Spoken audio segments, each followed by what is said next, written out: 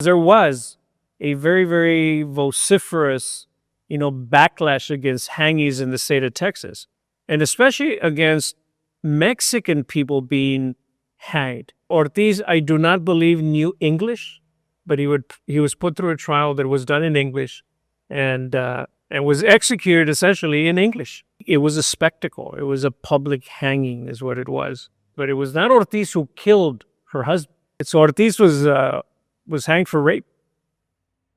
Yeah, that's what happened. The context for why is it that there was only one public hanging, one execution?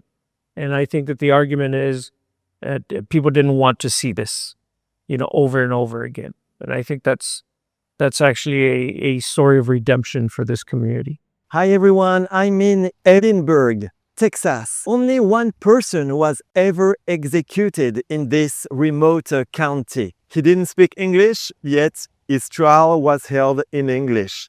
He didn't kill anyone, and it seems that the local community was never comfortable with this hanging. The site where he was executed in 1913 is now part of the Museum of South Texas History. We're going to meet his CEO to have a deeper insight on this case and to learn a bit more about the region's past.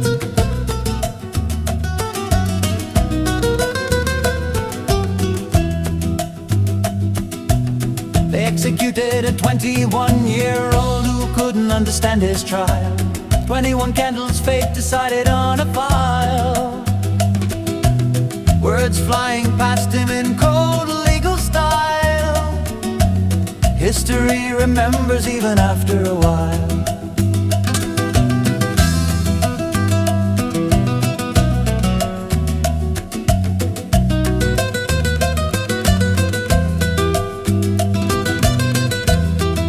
My name is Francisco Guajardo. I'm the Chief Executive Officer of the Museum of South Texas History in Edinburg, Texas. It's a big steel door, and so I'm going to close this. So hopefully somebody from the outside can open it for us, but notice right there.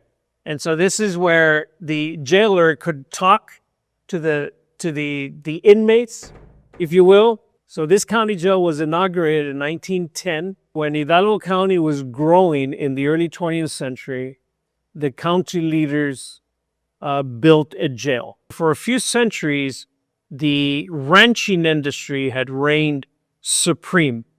Probably the early 1600s, maybe early to mid 1600s, all the way up until about 1900 and even into the first couple of decades of the 20th century, it was ranching. That was the economy, that was the culture, social structures around the ranching economy. The politics were also governed by ranching. But there was a new way that came to South Texas, the age of modernity. What with the advent of technologies, the train coming down here, the land parties coming down here, and then because of the Mexican Revolution on the south side of the border, there were a lot of people who were pushed out of Mexico, and many of those people were pulled into the economy here, and many Mexican people were then hired to clear the brush. And so to clear the brush means to clear the thorn forests of nopales, cactus, of mesquite, and other very thorny kind of flora. All of that was cleared to make way for the railroad and for the creation of new towns. So this here was a new town when the jail was built here. Abram Ortiz, who was a 20-year-old kid with another friend of his, together they committed a crime. They followed a couple that was walking north from Hidalgo, and they jumped out of the brush one day and they accosted this couple, and with a big piece of wood, they hit a man over the head and killed him. And they took his wife, the woman, and they raped her. The woman would then escape. She would alert the authorities, and the authorities would then come to look for Abram Ortiz and his accomplice, a guy named Gonzalez. Gonzalez would escape, and he would flee into Mexico. Ortiz was captured and brought to this jail. And Ortiz, was he an American citizen or was he a Mexican citizen? Ortiz was a Mexican citizen, and Ortiz, I do not believe, knew English, but he was put through a trial that was done in English, and was executed essentially in English. What do we know about him? We don't know much about Ortiz. I mean, he was a laborer, so that's about as much as we know, that he was a common man, he was a laborer, and he was very young. He was 20 years old, and when he was hanged, he was 21. And his accomplice left for Mexico and we never heard of him again, right? Abram Ortiz's accomplice did flee into Mexico, and there are stories of how he came back later in the 1920s, and he was actually caught later in the 1920s, and then justice was served to him, not through a hanging though. There's a press clipping that found that he was caught and sent to jail. You want to take us to where Ortiz was hanged? Yes. So Ortiz would have been taken from this corner cell, and if you follow me, I'm going to take you right to the death watch cell, which is where he waited for what would become a very public event. I am walking through the waiting room here and into the hanging room. And so this is el cuarto de la horca, or the hanging room, the gallows, if you will. And so the trap door that we see in front of me is the original trap door. Ortiz was brought here on this day in May the 2nd, 1913. And there was a public outside. There was an audience of about 20 people that came from different parts of South Texas to witness the hanging of Abram Ortiz. And so it was a spectacle. It was a public hanging is what it was. So the noose was placed around Ortiz's neck, and then the deputy sheriff, a fellow by the name of Polo Jackson, Nathaniel Jackson, would then release the trap door, and Ortiz's body would then fall to its death. And no member of Ortiz's family came to claim the body. So it was actually a very sad event, for Ortiz, for the family, for the community, and of course for the person that Ortiz killed and that person's family as well, and his wife, who was a witness at the trial. And so she testified there was actually Ortiz who had been one of the two rapists, but it was not Ortiz who killed her husband. It was the other fellow who had beat the man with a big wooden stick on the head. And so Ortiz was hanged for rape. Yeah, that's what happened. He didn't speak English. The trial was in English. Did he have a chance to say he was not the one who killed him? I don't know the specifics of the trial because we don't have a record of that. But what I do know is that the people who were the jury. The jury was all men, and they were all English speaking. And Ortiz was not English speaking. And so there is a question of whether he was tried by a jury of his peers. They were peers, I think, in a different context, but not necessarily of Ortiz's peers. I still want to come back to the fact it's the only hanging ever here. Was it the only crime, the only rape, the only murder that ever happened here? Ortiz's crime was not the only rape. Ortiz's crime was not the only homicide. There have been many of those in the history of this county. This has been the only sanctioned hanging in the history of Hidalgo County. And we know that there were many, many hangings. There were many, many lynchings along this borderland before the 20th century and even after the 20th century. We know that there was a lot of that kind of crime and violence around here. There's no question about that. But in terms of them being sanctioned and being legal, this is the only one. And do you have any explanations about this? Any clue? Well, I think that the Abram Ortiz hanging was because the leadership in the state of Texas had not felt the wrath of protest against hangings, because there was a very, very vociferous, backlash against hangings in the state of Texas, and especially against Mexican people being hanged.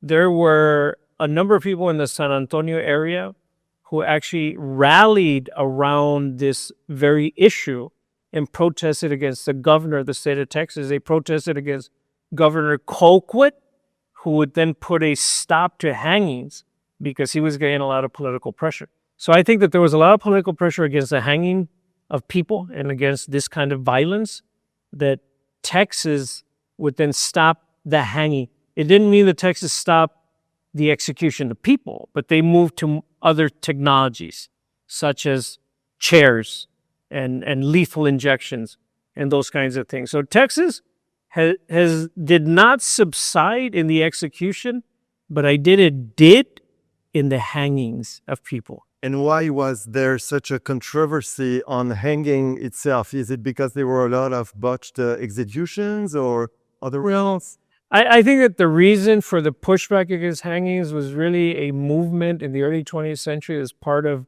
a broader movement called the progressive movement. And the progressive movement was in part led by the temperance movement, the women's movement, a movement that had certain kind of moralistic values that was really pushing back against being more violent, as state-sanctioned practices. So I think it was really kind of a growing moral type of movement in this country that was very much a characteristic of the progressive movement of the early 20th century. I think that that's what led to the stopping of hangings. It's the same movement that led to temperance. It would then led to a constitutional amendment called prohibition. And so that movement actually carried kind of the moral spirit of this country. And this was not a progressive movement only in the United States. In fact, it comes from Europe, this movement in France and in England, toward the, I think, the right to vote for women. I think toward pushing back against avarice and alcohol consumption and those kinds of things. And with that also comes the hanging of people. So it's part of a broader movement of kind of virtue and morality. Just a word about this building here. This room was really made specifically for hangings, right? This room was made very specifically for hangings. This room was designed for hangings. This room was designed to teach the public about what not to do. And so in the structure, in the architecture of the place, there is messaging that is undeniable and inescapable. If you're out there and you're seeing a hanging, you know that you don't want to do that. And so this is actually a deterrent in architecture. The Museum of South Texas History is a repository of archival and an artifact material of South Texas and northeastern Mexico. This is a very important institution that helps us understand who we are. It's basically putting a mirror in front of us so that we can look at ourselves historically. And even this story of Abram Ortiz, as I think as brutal as it is, I think is undeniable as a story that happened here. And it is how law and justice was meted out at that time period. And a lot of people didn't like it. And because a lot of people didn't like it, it's the reason that it had happened only once. And I think that's instructive. And I think that it's important to understand the context for why is it that there was only one public hanging, one execution. And I think that the argument is that people didn't want to see this, over and over again. And I think that's actually a story of redemption for this community. You think the community was somehow traumatized by this hanging?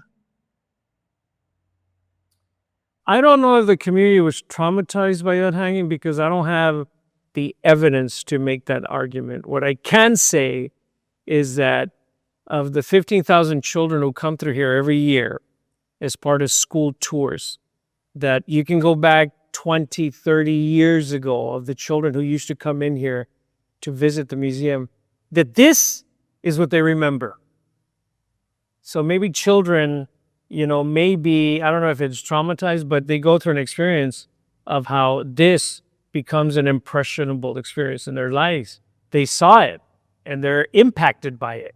So I think that this becomes very dramatic, as a lesson for life. 10 years after this execution, all the county hangings were stopped in Texas. All executions had to take place in Huntsville. And guess how? With the electric chair. Yes, it was seen as less barbaric than hangings. What do you think? Please continue to subscribe and to share this work, this YouTube channel, and these podcasts. I also created a paid membership for those who want to support this work and have access to exclusive content. Thank you very much.